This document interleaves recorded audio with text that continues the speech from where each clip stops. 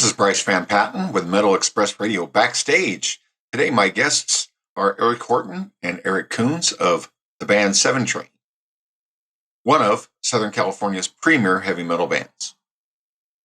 How's it going, Eric? And how's it going, Eric? I'll be Eric one. Good. It's cold here. It's about, what, 65? Oh, no. It's been raining here, which doesn't happen often, but we'll take it. Yeah, never a bad thing, in my opinion, to have lots of rain. So let me ask you guys, and whoever wants to answer, great. If somebody had never heard of Seventrain before, then you had to give an elevator pitch, how would you describe your music? Well, I'll let the singer do that one.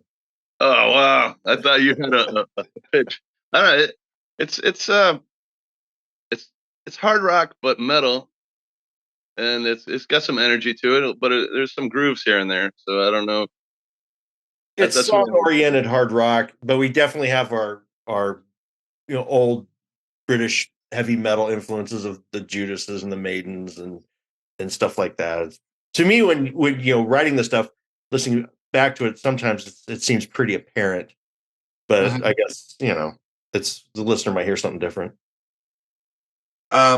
Who would you say are some of your biggest influences? I'll direct this at Eric K. Vocally, I like all the big famous 80s guys, like Bruce Dickinson and, Rob Halford. But then there's Lane Staley's a big one. And if I'm going heavy, of course, Phil Anselmo. But, all that stuff, even David Coverdale, I'm not like really high range screamer guy, but I like the gritty stuff that they do, So that's some of them. I like a lot of things, man. Okay. How about you, Eric? Guitar influences or just music that kind of set you on your path to where you are? I wanted to play guitar because I got really into the Who. I loved what Pete Townsend, how he wrote. And then, I was pretty young. Actually, I was really young when Eddie came out. But I can't remember that. But it didn't really motivate me to play. It's when I kind of really started digging into it was with guys like John Sykes and Jakey Lee and Lynch and Gary Moore was with Thin Lizzy and Vivian Campbell. And I really liked the Eddies and the Randy Rhoads of the world, but it just didn't have that same emotional impact to make me want to pick up the guitar back then. Yeah. Right. Yeah. All great guitar players for sure. So can you talk a little bit about your guys' current lineup and what everybody brings to the table? Yeah. So, obviously I've been with Koonze singing for a while now. We had a singer on our first album, John, who we're still all friends with and everything, but we wanted to go in the more hard rock metal direction, and then Koonze had like the perfect voice for that. And then our new drummer's Calvin. He's a local guy. He's a really, really good drummer. Then I picked up Greg Rupp on bass, who I've known for a long time, and he's actually the one that's pretty much mixing and doing all the work on the last EP that came out on March 1st. He's got some good backup vocals too. He's got an amazing ear for harmony. He's a good singer. He's an amazing bass player. And then the other guitar player, Dave, we got right when Back on Track came out. And he's a phenomenal guitarist. And, everyone is probably the most easiest going group of 5 guys that I've been around. I think I probably have the worst attitude sometimes, but it's good. I like to surround myself with people that are, essentially bring something to the table that I don't as a musician. And so it kind of feeds in. That's wise. Definitely. Yeah. Well, 2019's Back on Track, I thought was a really great album. How did that do for you? It got killed by COVID, actually. And a certain member that's no longer with the band, we kind of falling out with, and that happened. And then COVID hit. We were just marketing it, doing promo and stuff like that. And it kind of everything just fell flat. We couldn't play out. And So that's why we're doing some lyric videos with it leading up to this new stuff we have, because I don't feel it ever had its proper release or attention, because the first one actually did okay for a first release for the band. So it's unfortunate. I agree. I think there's some good stuff on there. Yeah, I know what you're saying about COVID. I mean, Dragon Force had an album come out right before the pandemic, and before they could even tour, everything all got canceled. Yeah. And so they toured like last year. You know what I mean? And decided that even though our album's like almost 2 years old, we got to push it, right? Because the work's already done, right? And they probably have a lot of money into it, and I tried to do that. I tried to get some distribution, and it was just amazing that people would look at the artwork and they go, well, this has a 2019 date. I'm like, so? So it doesn't matter. But it was, I don't understand the rationale, and I just didn't care to debate with these guys. So we just moved forward. Mm-hmm. How do you feel about the album? Which one of us? Anybody, feel free to speak up, Eric. I a lot of songs like that that people would like, but I don't think they, like you said, I don't think they got to hear them. We're trying to get videos and stuff out now and push it. But we also have new stuff that we're recording on top of that with the new members, which we're excited about. So, yeah, I think there's a lot of good songs on it that people can relate to. I don't think we're really a one-trick pony where we sound exactly the same on every song either. Right. So I think that's kind of cool, where maybe somebody could gravitate towards one song and then end up wanting to listen to the other ones and find a bunch of different stuff, Yeah, I think you guys have a really good sound. So I mean, I don't feel that you guys were pigeonholed as to sounding exactly like anybody. No, I was in a prior band that we were like this was in the 90s, so we were way into Sabotage and Fight, and metal was just dead at the time. And this was a full-on metal band. And we just kind of went, forget it. We're just going to do metal because we don't care if no one comes. It's just what we like to do. And it got some pretty good attention, and so that's kind of always been my approach. I kind of got away from that because I felt they were kind of chasing their tail of what was popular. But when we write, I mean, I mean, Koonze, I mean, no one in the band room ever goes, oh, this is popular, or that's popular, or someone's doing something that's really catching on. We don't go there. We're like, what do we like? Because I like a lot of songs that are popular. So if I like what I'm doing, other people will probably like it. Kind of my approach to it. Yeah, that's a good attitude. So when you guys are writing, well, my other question was going to be about the new EP. I think you guys sent us 4 songs to the radio station. Yeah. Where are you guys at on the recording? Well, Koonze is actually, you're going to be getting back to recording, mister. Yeah. Well, I think we have, we sent 4, but I think there's actually 6 that are done. Mm-hmm. And then we got another 4 that I have to still track. But I mean, everything's written. I just got to get in there and get it going again. What's your process? What's your process when you guys are putting together the record? As far as recording or writing? Or all the above. Yeah. So, how it works basically is someone will come in, like I will come with a skeletal structure. I'll come with what I think is an intro or a verse, chorus, kind of a flow, like 3 to 5 riffs, kind of a flow, and then I just dump it in the middle of the room, right? And then it kind of gets passed around like a joint, and then everyone kind of throws in.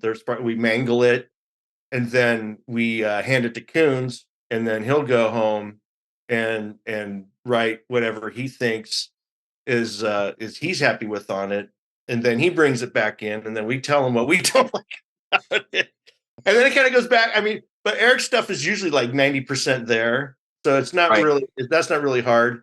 I don't like really coming in with a lot of super finished ideas because I like to hear back stuff. Greg, the bass player, he'll come in and he'll have a complete thing, and he'll be like, I've spent 2 weeks masterminding this, and he gets all geeked out on it, and sort of like, all right, whatever, that's just less work for us, Yeah. Oh, actually, this time around, I wasn't really. We all kind of lost touch with the Seven Train guys for a little bit, and they had all these songs written with the music, and I heard one song that they had going with another singer, and I liked it and everything, but I ended up changing some of the lyrics, but the melody stayed the same, and then the rest of them, I thought it was just really good music, and I wrote all lyrics for all the rest of the songs like within a couple of months, like maybe a month. Yeah, it was within a month. You had 10 songs done. Yeah, exactly. I listened to it. It's like, I don't know. When I start listening to music, sometimes I'll see like a movie in my head, and all of a sudden I'll just start writing stuff down, and it comes out. Yeah. I mean, if we're actually hanging out together more often, and we start writing again, I might be there for when it's actually getting written this time. Yeah, that'd be cool. And the song he's talking about is "Save My Soul." Mm-hmm. Yeah, that's on the EP, and that's one of the few songs that I actually wrote a fair amount of lyrics and melodies for. And he kind of tweaked and gutted and yeah, deformed and reformed. So do you guys all get together and record at the same time, or I mean a lot of bands, especially during the COVID thing, were putting together things in their own studios and kind of passing it around to the other members to do their parts and stuff. How does it work for you guys? Well, we had rented a room for a few years where we were rehearsing and we tracked drums there. But everything else and I'm an old school guy. I mean, I got old Marshalls, Les Paul. That's kind of where I come from. But I couldn't economically and realistically. It got to the point with the plugins that the new amplitude is what you're hearing on guitars. We're gonna reamp a bass of a stock Marshall to base the guitar sound on, but everything was done in the box. Everything's done at home, just recorded. Right. Yeah. So were you miking off your Marshalls? We will. So what you've heard is all in the box, right? Uh-huh. So when we put out the whole CD, we're going to reamp the direct tracks through a mic'd Marshall half stack, and that'll give it more an organic depth to it. So you did use amplitude? It's all amplitude, is what you're hearing. Nice. They're not bad, right? That's what I'm saying. I'm like, in San Diego, there's not an engineer producer around who could get that sound in their studio. So why bother? So it's kind of what we did. And the bass is actually the Neural DSP. Mm-hmm. He dialed that in. He got the Neural, and it sounds really good. And the first album was all 2-inch. The Back on Track was a hybrid of digital and analog and stuff like that. And I don't know. I mean, it to me, I'm an older guy, and I can't even debate the reality of that. This stuff is getting really close. Trust me, if we had a massive budget, we get Bob Rock in there, and it would be all Marshall amps to tape. Yeah, exactly. Yeah, it's just a common thing, and like I said, especially with COVID, bands have been doing things where each guy has kind of a home studio, and they'll throw ideas back and forth. Mm-hmm.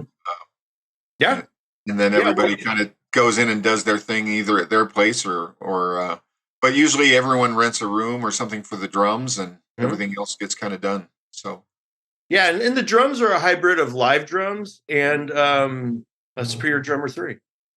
And it's actually more live drums than Superior Drummer 3. It's Greg, we call him Spock because he gets all into this stuff.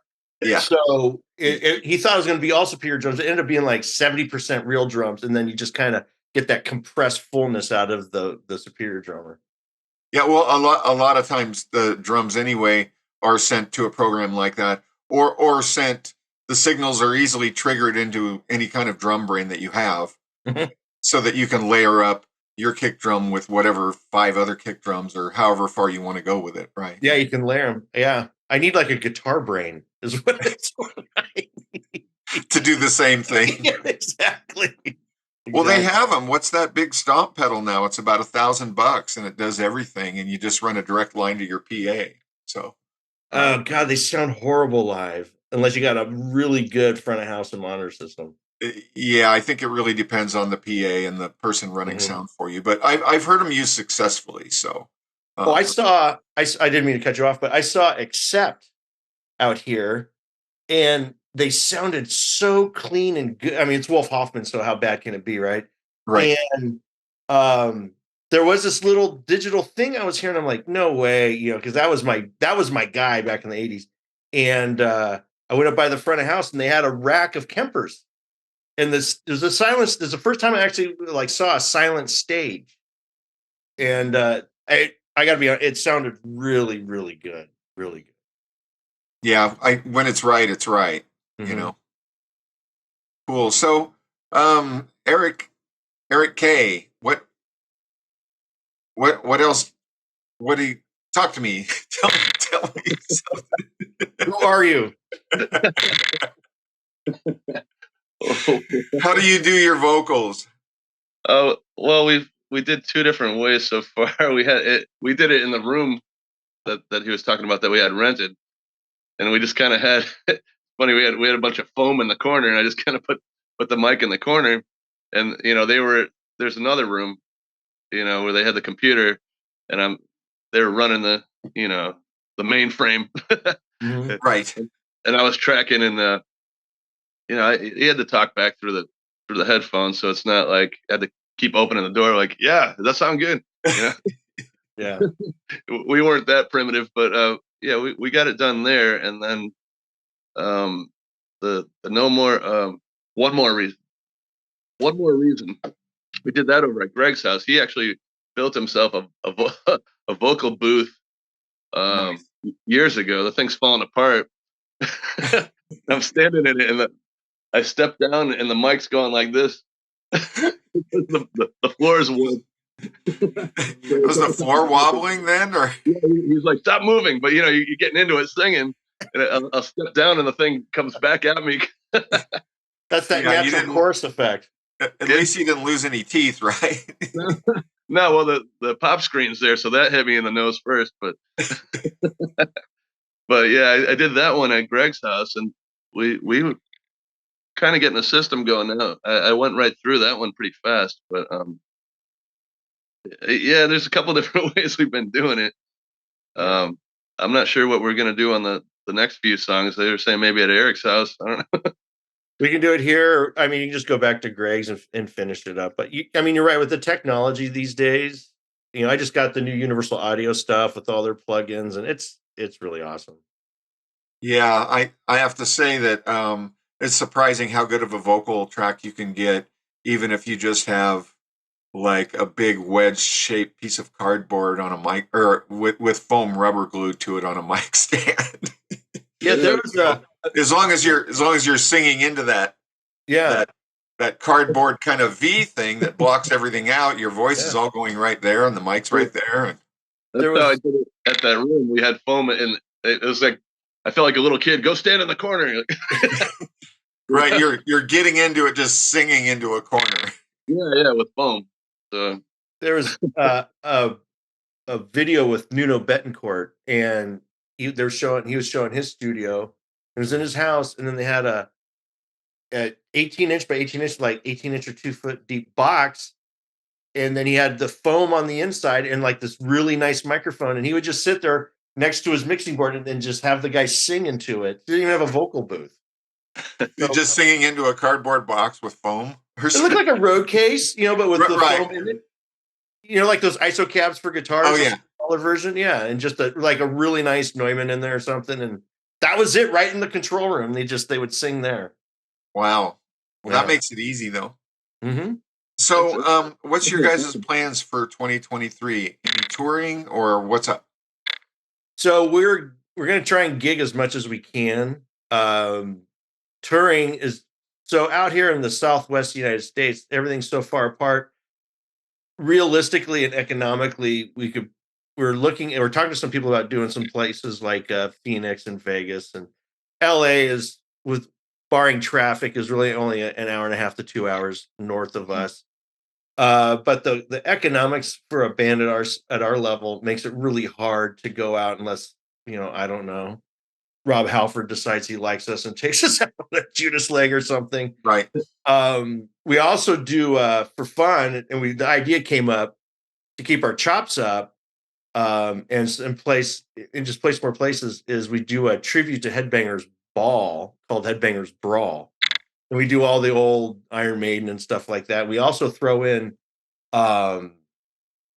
several of our originals during the show. And what I was telling the guys is I'm amazed how much that our social media gets hit on our Seventrain page from that. So that kind of helps us out a lot, getting our original material out there. And we find that people are actually kind of liking it. It's one of those things, because we can play Wasted Years, they think we're as good as Iron Maiden. So apparently our songs are as good as theirs because we could cover their song, Yeah, the thing is, if somebody's watching a band live and they make a connection with you, for whatever song it is, then they're inclined to just like everything that you do, unless you really botch something up, But but that's great. Yeah, singer Eric was telling me a little bit about Headbangers Brawl, and tell me a few more of the songs that you do, Eric K. Oh, off of for the covers? Yeah. What kind of set list do you guys have for that?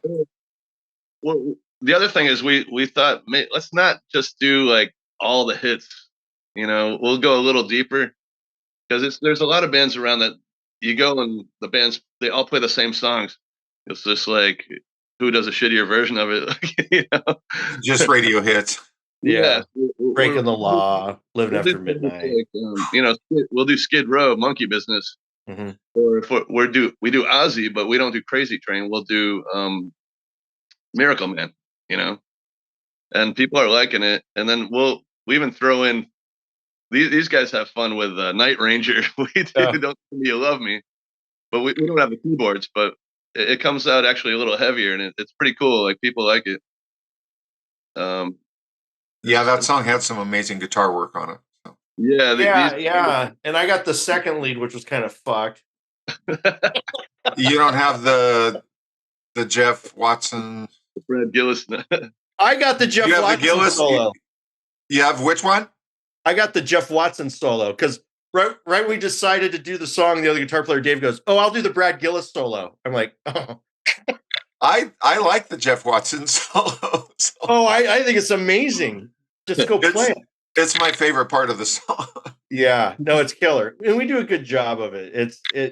That was one of the songs I'm like, I don't know, but then you forget how big Night Ranger was. They were huge. Yeah, when people hear it, they go, "Oh, that's really good." You don't think Headbangers when you hear the name Night Ranger, but I think it might have been on there back when it started, just because of the guitar. But yeah, it's definitely a cool song. Well, they included a lot of the kind of glam metal bands in there. Yeah. I'm sure they probably played Poison as well. So. Yeah, unfortunately, but the back in, we all remember back then it was the guitar players were the focal point, so you could have a band like Dokken that would have some credibility just because of Lynch, right. Otherwise, Dokken would have been very poppy, without a guy like that. Exactly. He drew all the attention is the way I remember it. So. Mm-hmm. Yeah, Don Dokken had kind of a soft voice and high, a lot of those bands had really high pitched singers. We might do a couple of them tuned down a little bit just to make it sounds a little heavier anyway. So yeah. So any chance you guys getting up north here? I was telling Eric that I live up by Portland, Oregon. Any chance of you guys playing up here in the Pacific Northwest? Yeah, there's actually Dave, the other guitar player, and I were talking about. He's got a booking agent, or a band that actually goes and plays. I think they're based out of Sacramento area, and they'll go Sacramento, San Francisco, and then they'll work their way up to Portland into Seattle. So yeah, we do talk about that. My last band, Cage, or the band before this when I was in Cage, they were doing a West Coast run from Alaska down, and but we couldn't get on that. I can't remember exactly why, but yeah. So yeah, I really like the Pacific Northwest. So I think it'd be nice to get up there.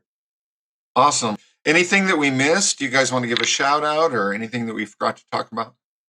No, I just like, everyone should know that, our webpage is seventrain.net, and they can find us at Instagram and Facebook, Seventrain Band. You can get us there. And all of our stuff's on Apple Music and Spotify and all those normal streaming platforms. We're out there. So Excellent. That's about it. How about you, Eric? No, it was cool just to answer some questions and stuff. Yeah, we have a show coming up in April. April 14th. April 14th at the Music Box, and that's going to be a good one. We'll be playing some of our originals there if people want to come out and see that. Awesome. Well, I want to thank you guys for being my guests, Eric. And the band is Seventrain, and I can't wait to hear the whole new album. And just keep it going and keep us in the loop, guys. Okay, awesome. All righty. Thanks again. See ya. Bye.